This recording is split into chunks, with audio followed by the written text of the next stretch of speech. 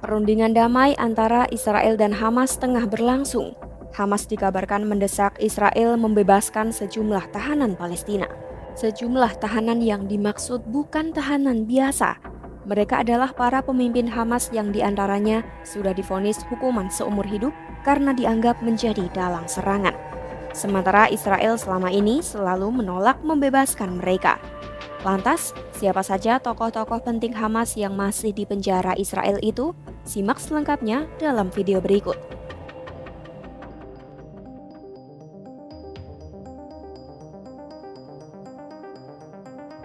Pelansir The Times of Israel, Hamas akan memulai negosiasi di Mesir pada Senin 6 Oktober 2025 sebagai tahap pertama rencana damai usulan Presiden AS Donald Trump yang bertujuan membebaskan semua sandera Israel. Namun Hamas akan mengajukan tuntutan pembebasan sejumlah tahanan Palestina paling terkenal yang sebelumnya selalu ditolak oleh Israel. Hamas disebut bersikeras mengamankan pembebasan mereka, bahkan jika tuntutan tersebut membahayakan kesepakatan damai secara keseluruhan. Mengutip sumber Hamas, Channel 12 melaporkan tuntutan Hamas mencakup pembebasan tokoh-tokoh penting antara lain, pertama, Marwan Barghouti. Ia adalah pemimpin Tanzim Fatah yang menjalani 5 hukuman seumur hidup karena merencanakan serangan yang menewaskan 5 warga Israel selama Intifada kedua. Kedua, Ahmad Saadat. Saadat merupakan pemimpin Front Populer Marxist-Leninis untuk Pembebasan Palestina atau PFLP. Ia dihukum 30 tahun penjara pada tahun 2008 karena mendalangi pembunuhan Menteri Pariwisata Israel Rehavam Zeevi pada 2001. Ketiga, Ibrahim Hamid. Hamid diketahui dihukum 45 kali seumur hidup karena mendalangi pembunuhan sejumlah warga Israel. Keempat, Abbas Al-Said. Ia adalah komandan Hamas di tepi barat yang mendalangi pengeboman Park Hotel Netanya tahun 2002 yang menewaskan 39 warga Israel.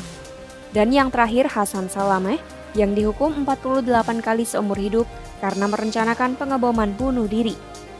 Dalam laporan lain, Hamas juga menuntut Israel membebaskan anggota pasukan elit Hamas Nukbah yang terlibat langsung dalam serangan 7 Oktober 2023. Menurut sumber Hamas, kelompok tersebut juga menuntut jaminan penarikan penuh pasukan IDF dari Gaza dengan jadwal yang jelas.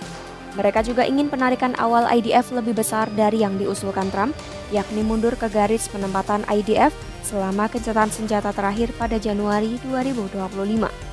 Sumber Palestina yang dekat dengan negosiasi mengatakan prioritas utama Hamas adalah cakupan dan jadwal penarikan IDF, sementara isu-isu jangka panjang seperti demilitarisasi Gaza adalah prioritas kedua. Channel 12 juga melaporkan, tim negosiasi Hamas pimpinan Khalil Al-Hayya akan berunding bersama otoritas Palestina (PA) untuk memastikan mereka terlibat dalam mekanisme awal pemerintahan Gaza pasca perang. Laporan tersebut mencatat Presiden PA Mahmud Abbas berjanji akan melakukan reformasi PA, termasuk penyusunan konstitusi sementara dalam 3 bulan dan pemilihan umum dalam setahun. Abbas disebut hanya akan mengizinkan Hamas ikut pemilu jika kelompok tersebut mengakui hak keberadaan Israel. Berdasarkan rencana Trump, PA baru dapat mengambil alih kendali Gaza setelah menyelesaikan program reformasinya. Sampai saat itu, Gaza akan diatur oleh Dewan Perdamaian yang dipimpin Trump. Saat ini Israel diketahui memiliki 303 tahanan keamanan yang menjalani hukuman seumur hidup. Menteri Pertanian sekaligus ex-kepala Shin Bet Israel Avi Dichter menilai Israel mungkin bersedia membebaskan mereka yang sudah dihukum.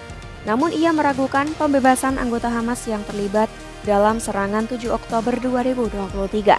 Dichter menjelaskan meskipun ada preseden untuk membebaskan tahanan yang sudah dihukum, mereka yang terlibat dalam serangan 7 Oktober berbeda karena belum diadili.